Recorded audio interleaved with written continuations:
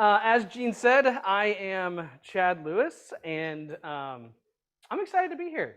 I've been wanting to get here for a while, so this is really nice.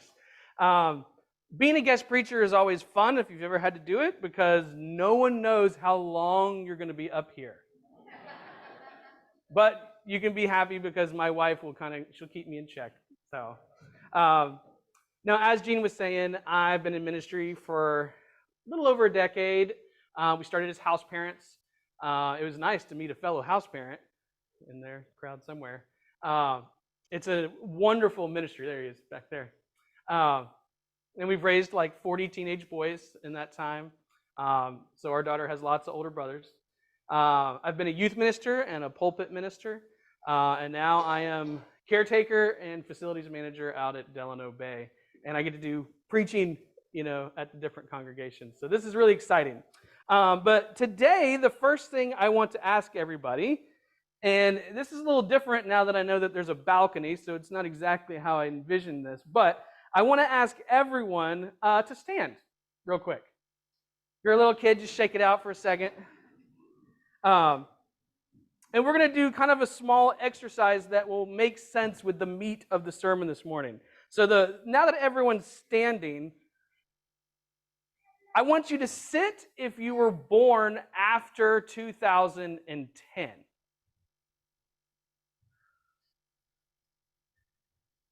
All right, so now sit if you were born after 2000. There goes the youth. They all went down. So now sit if you were born after 1990. Whoa. Now 1980.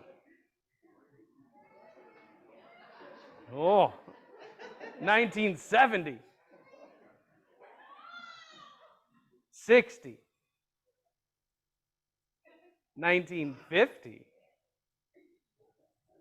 Oh, 1940.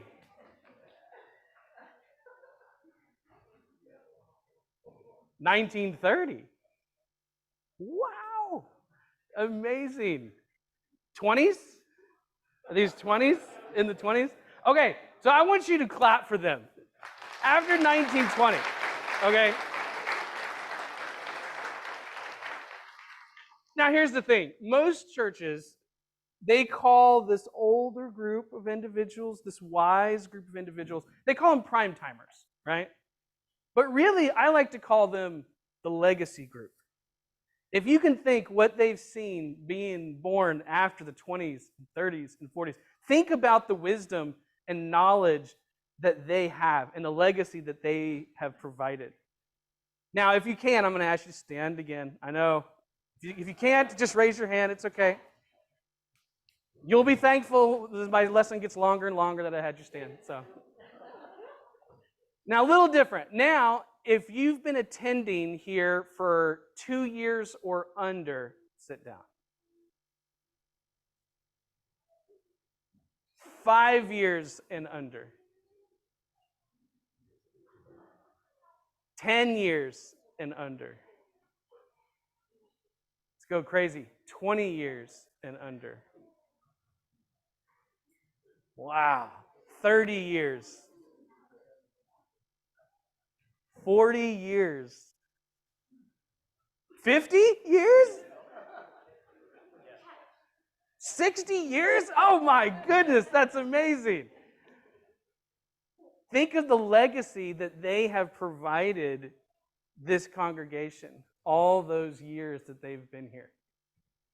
I got a brief history of the building itself from Gene this morning because we were really intrigued. I went to college on a theater scholarship, so finding out that this was a theater once was really exciting for me. I'm at home here on a stage here. But legacy is so important. And I wanted you to see the legacy of not only yourselves and the age of members, but of the members that have been here longest. Because it's important for us to understand what legacy is. Leaving a godly legacy begins with faith in God. If you take any of these individuals that have been here 10, 20, 30, 40, 50, 60 years, nothing could have been built without their faith. Leaving a godly legacy requires that faith to grow over time. Growing faith requires knowledge. It also requires a willingness to obey. And lastly, it requires courage. And all that was wrapped up in the scripture that we had read this morning. Now, many of us have seen some dramatic and probably had some traumatic things happen to us in the past. Those events shape you and they mold you forever. And that doesn't matter what age you are, whether because no one's older than 50 here, obviously. Whether you're 50 or you're 5, events can mold you. You know, on the way here, you pass the tribal cemetery, and I always mention it when I pass it. I don't know why. It's just a unique kind of landmark. And doing lots of funerals as a minister, you always talk about the hyphen. Have y'all ever heard the hyphen talk? Live in the hyphen. You know, you have your day that you're born, the day that you die. You have the hyphen. In that hyphen is also your legacy, and the legacy of your congregation, the legacy of those around you. It's the time where we actually live, and it's the time where we touch people's futures and we transform people with how we live. And I want you to think about this morning. The reason I didn't do slides is I want your minds to have the slides this morning. Rather than showing you things, I want you to see in your own head the things that I want to talk about. Like, what is your legacy? What does that look like? What's the legacy of your church here? And then the church, the global church, the church as a whole. My legacy is kind of unique. I am 5th generation Church of Christ. It goes all the way back to the Campbellites, my heritage. And I say that only because I'm from that part of the South. And so it gives me kind of a unique perspective of churches. And we've gone to churches all over the nation. And you always feel at home when you come in and you sit with brothers and sisters. And it's an amazing thing to feel that. But think about your legacy. Where did you come to Christ? Where did you die to your old self? Was it here? Was it out at Delano? Was it somewhere else? Maybe you baptized a grandson or a granddaughter here. Maybe it was out at Delano. Maybe people mentioned Sam and Marlene Granberg. Maybe you were out there clearing the blackberry bushes back in the old days when they first started the camp.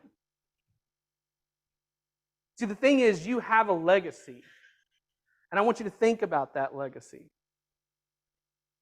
Do you remember the first time you came into this building? Who were you greeted by?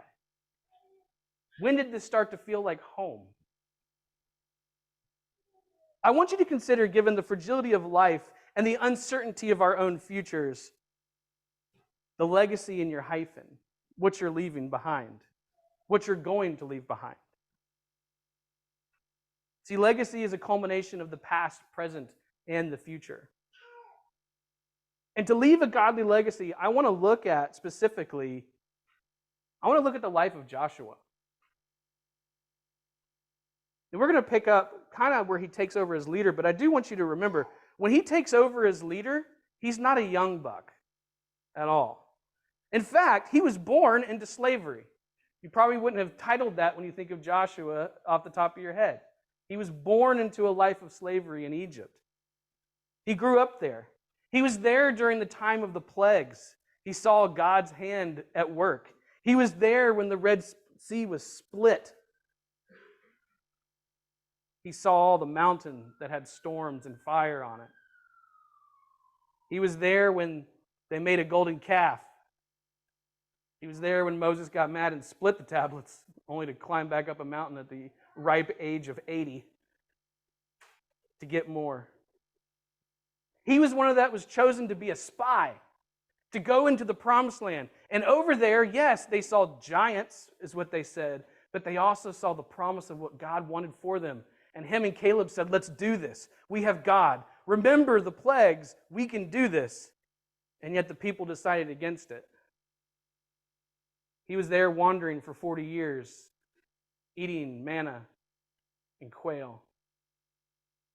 And he had to watch a lot of funerals as those people that weren't ready to go into the promised land slowly die until God was ready to take them there.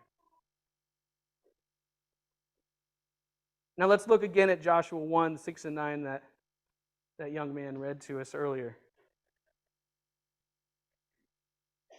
These are the words of the Lord speaking here.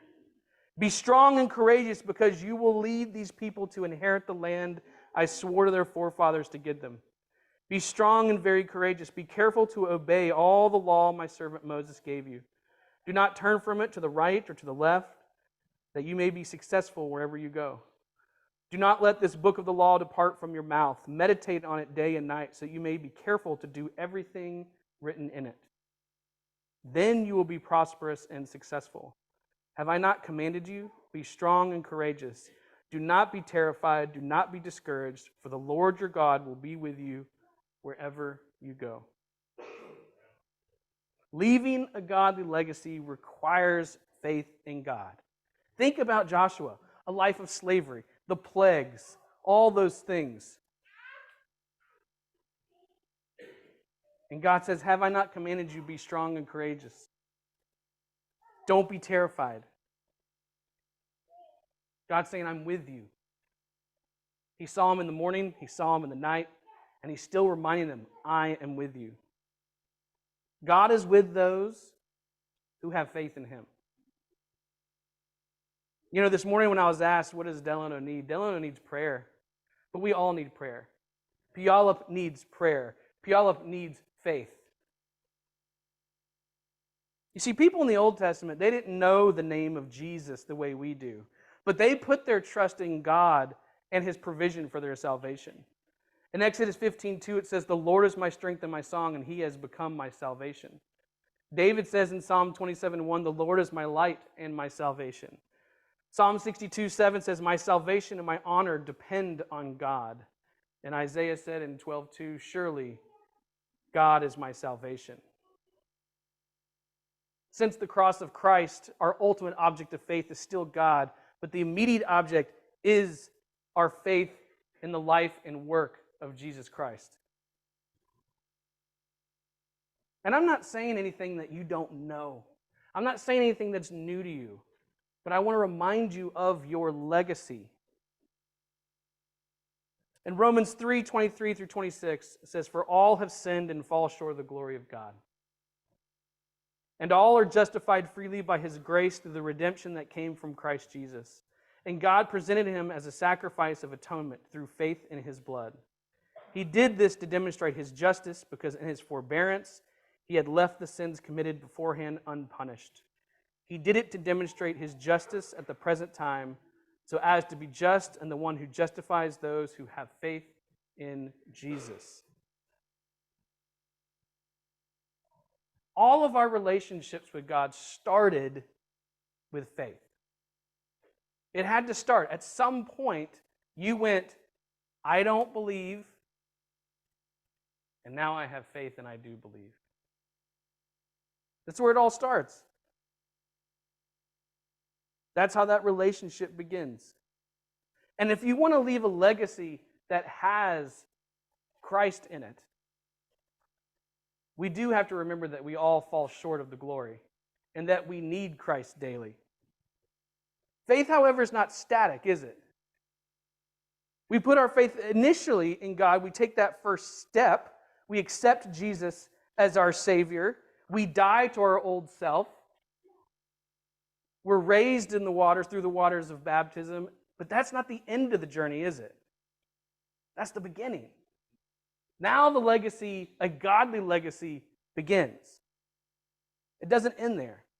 It requires your faith to continue to grow. Even the disciples asked, how do we increase our faith? They said, Lord, Lord, increase our faith. In Luke 17:5 and 6. And he says, if you have faith as small as a mustard seed, you can say to this mulberry tree, be uprooted and planted in the sea, and it will obey you. I currently do not have that level of faith. It's not even as much as a mustard seed yet. I have a lot of room to grow. And I think most of us have a lot of room to grow. In fact, it's one of those things that, in life, we enter into an age of retirement, right? From work. But with God, that doesn't end until He brings us home. There's not an age of retirement in the work of the kingdom. We, like the apostles in Joshua, need our faith to grow. So how does that happen? Well, we see how it happens with Joshua. One of the first things God says is, do not let this book of law depart from your mouth. Meditate on it day and night. Are we in the Scriptures? Are we in the Word? We know from John 1:1 that Jesus is the Word. And what I like is it says not just read the book of the law. It says meditate on it. Are we thinking about it? In the old days with the Jews, they would wrap the Scriptures in honey and speak it and feed it to their kids, so there was an association between sweetness and the Scriptures to help them remember it.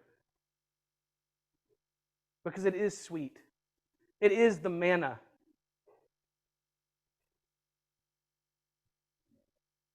God was wanting to help Joshua grow his faith, so He told them to meditate on these things. Because that's what tells you to do what I want you to do. They're going to help you keep grounded in your faith. And when things get difficult, you remain in your faith.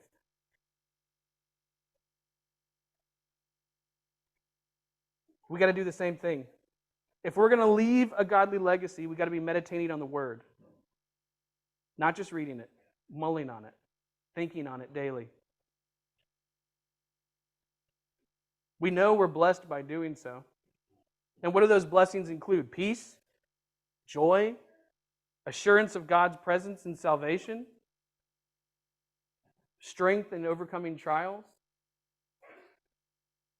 Are you experiencing those in your life right now? Do you have peace?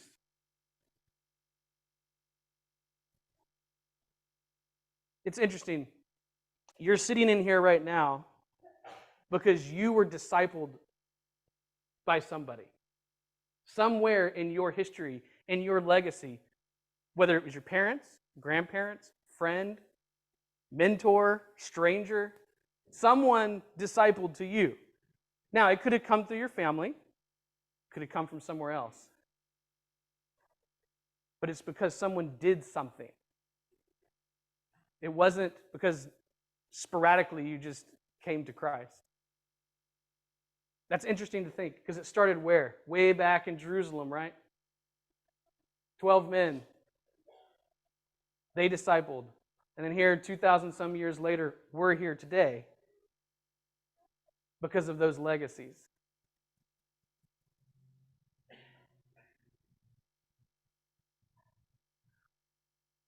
Now you may say, why don't we obey when it's so simple what we get when we obey? Why does that happen? Why do we veer off the path? Why do we not have a willingness to obey, knowing that life is better when we obey? He tells Joshua, be careful to do everything written in it, then you'll be prosperous and successful. Why do we obey some things but not everything? Why do we pick and choose? Sometimes it's because it's easier. Sometimes we like to justify our own actions. But it's doing the things when it's difficult that God wants. Obeying is difficult. How many here would be like Abraham and willing to put their kid up on an altar if God said, I need you to sacrifice that kid that you waited a long time to get? I can tell you my answer would have been like, no. Lily is a miracle baby. We weren't able to have kids. It's one of the reasons why we went into house parenting. But God gave us a kid.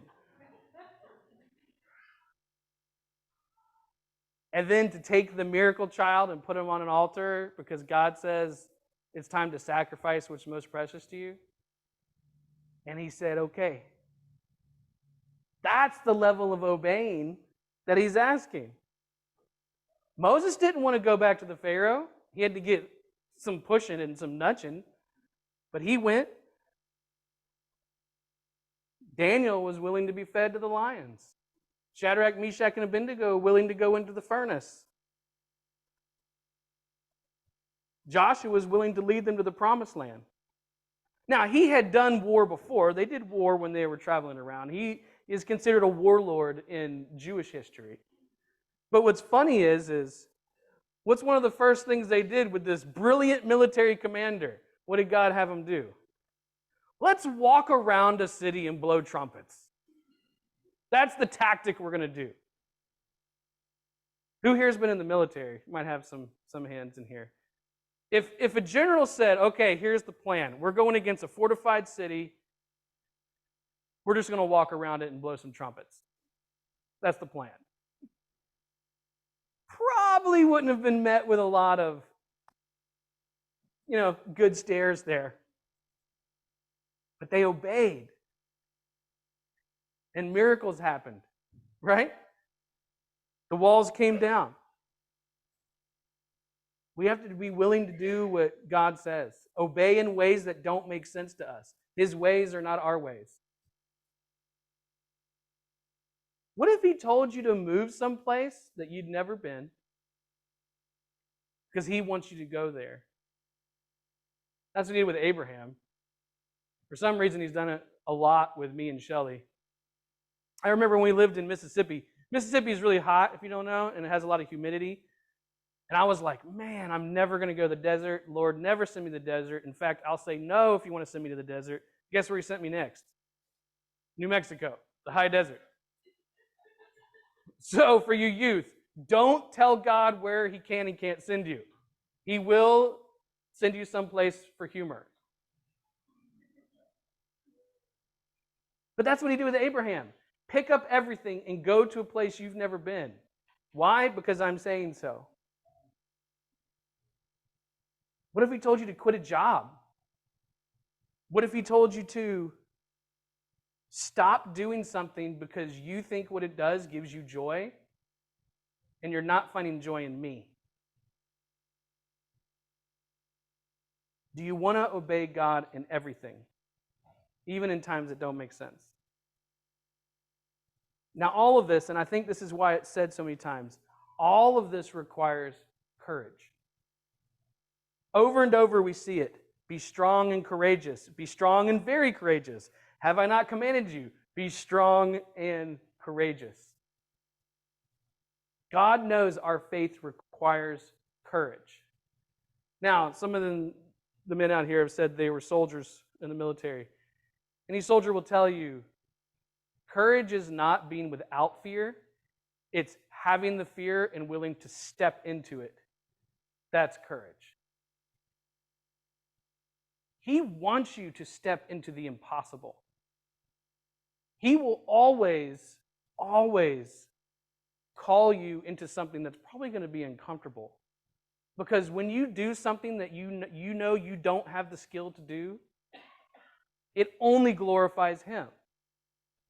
That's what's amazing about it. He does it over and over. He calls the ones that are not capable. Why? Because he wants to be glorified.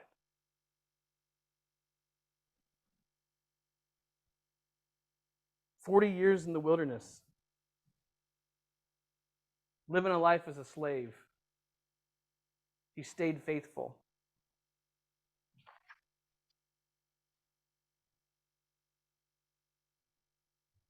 Can you see where faith and meditating on the word and obedience and courage, how they help you leave that legacy?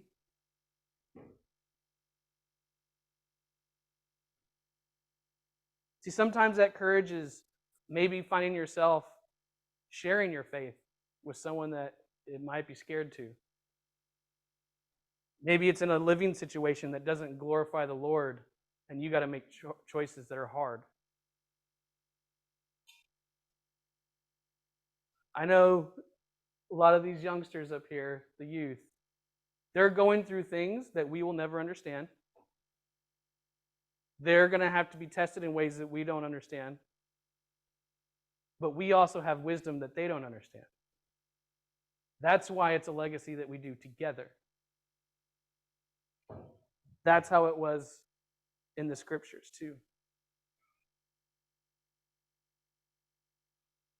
See, if we desire to leave a legacy that's going to impact our families and our families' families and our families' families, the future generation of this church, all the churches, it's going to take courage, it's going to take faith, it's going to take living that godly legacy. So let's take a look at what happened to Joshua, kind of at the end of things, right? You go to the last chapter of Joshua, chapter 24. Joshua, in verse 28, he sends the people to their own inheritance. Inheritance is another fancy word for legacy. It just has a tangible thing with it. He sends the people, and then he dies at the age of 110 in the land that was in his inheritance, his legacy. And in verse 31, this is where the best part. Israel served the Lord throughout the lifetime of Joshua and the elders who outlived him and who had experienced everything the Lord had done for Israel. I hope that at the end of my life, I don't care if there's 5 people at my funeral or 1,000,000, but I hope what is said is, Chad served the Lord and his family served the Lord as well. And Joshua had that because he kept growing in the Word. His willingness to obey, even in things that didn't make sense. And the courage to do things that were very difficult, to have conversations that were going to be very difficult with Israel. See, near the end of his life, he told the nation that they have a choice. Now that they entered into the promised land, they now have a choice. The same one that he made, the same one that you and I have to make every day, the same choice that we have to make for our families. So in Joshua 24, verses 14 and 15. Now, it's interesting. The person that says this is 110 years old. They say, now fear the Lord and serve him with all faithfulness. Throw away the gods of your forefathers who worship beyond the river and in Egypt and serve the Lord. That's the first part. Now, we're not saying throw away the gods of the river and in Egypt, but we're saying throw the gods of the world out. And there's plenty of those. Plenty. In verse 15, but if serving the Lord seems undesirable to you, then choose for yourselves this day whom you'll serve. Whether the gods your forefathers served beyond the river, or the gods of the Amorites in whose land you are living. But as for me and my household, we will serve the Lord. How many of y'all have that in your house somewhere? I know we do. It's a big, massive thing that Shelley found. But it reminds me that every day we get that choice. Every day we get that choice to wake up.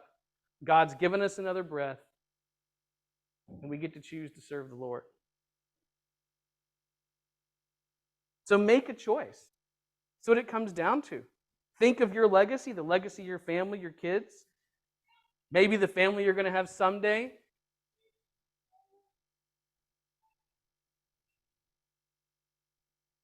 But if serving the Lord seems undesirable to you, then choose for yourself this day whom you're going to serve. Me and my house, we're going to serve the Lord. It's truly that simple. You get a choice. The way of the world or the way of Christ. In our household, we call it Demasing. Do you know who Demas is? Demas was part of Paul's ministry, and it says he went the way of the world. That's all we know. He got sucked into all the desires of the world. But it's truly that simple. You get a choice. And today might be the day where you start your legacy. Maybe that's been on your heart. And you die to your old self. And you're reborn in baptism. To choose, I will serve the Lord from this day on.